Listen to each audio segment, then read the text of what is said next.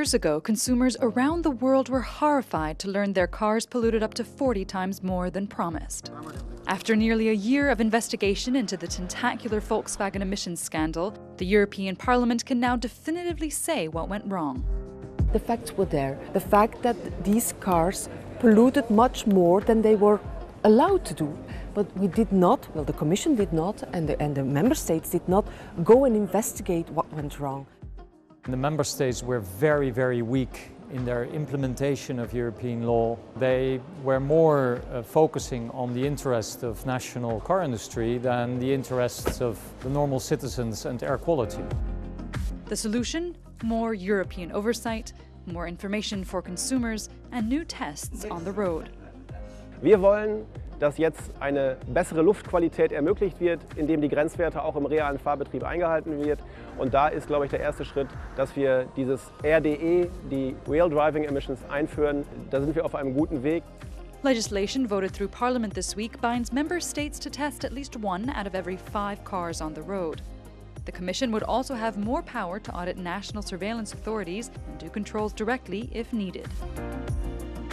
They will get the information. Once they get the information, if they don't act, the European Parliament and civil society is going to say, why are you not dealing with this? And the whole system is designed to make it easier for that information to get to them, so there's no excuse from the Commission if they don't act.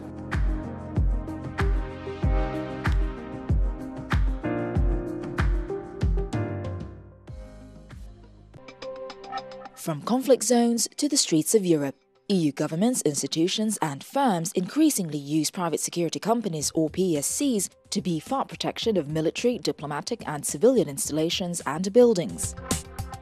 In 2013, there were some 40,000 PSCs in Europe with 1.5 million contractors, in a global industry valued at $200 billion in 2016. It's controversial. Some question the very idea of having to outsource security needs to the private sector. Bueno, pero nosotros lo que abogamos es por limitar e incluso sacar las compañías privadas del ámbito de la defensa, que es competencia exclusiva de los Estados-nación. Recent scandals have raised serious concerns. PSCs have been accused of committing human rights violations and even causing casualties. Rapporteur Ilde Veltman says we need to have EU standards in place, more democratic control over the use of PSCs and clarification of their responsibilities. A Parliament committee wants PSCs to steer clear of military combat tasks, adhere to strict codes of conduct and have their staff vetted. MEPs are also calling for international legally binding legislation to regulate activities of PSCs.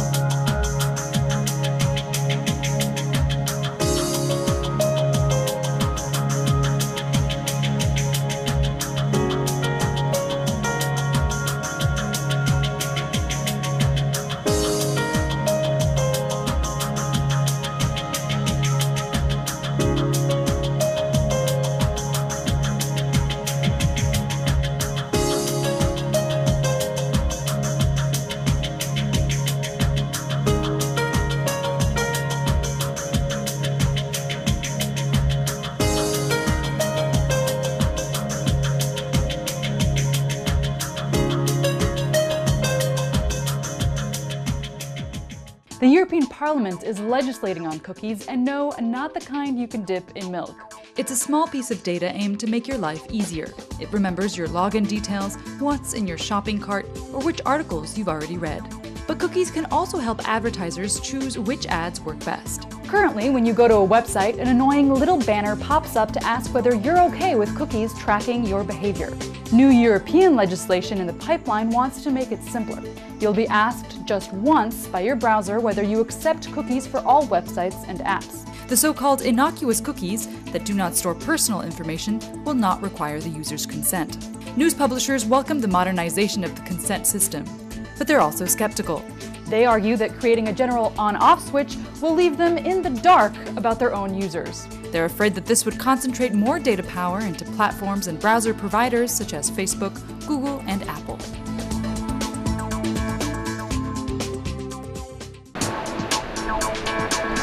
At the edge of the Black Sea sits the ruins of the Constanta casino, with only hints of its former grandeur. This MEP hopes heritage sites across Europe will see better days. Repunere în circuit public și la nivelul său corect a demnității și identității națiunilor, componente ale Uniunii Europene și în același timp păstrând și redescoperind o dată în plus nuanțele europene care ne adună, ne identifică. Parliament is voting on making 2018 the European Year of Cultural Heritage, with a specific budget set aside for it. It's a year where cultural groups, heritage organizations and the youth can get actively involved. Educational and cultural activities will take center stage. Challenges will be highlighted, from lack of funding to illegal trafficking of artifacts. MEPs also want to rev up the economic potential. Some 300,000 people in the EU work directly in the sector, and about 7.8 million jobs are indirectly created. Or toate studiile spun că un euro investit aduce 20 și ceva de alți euro.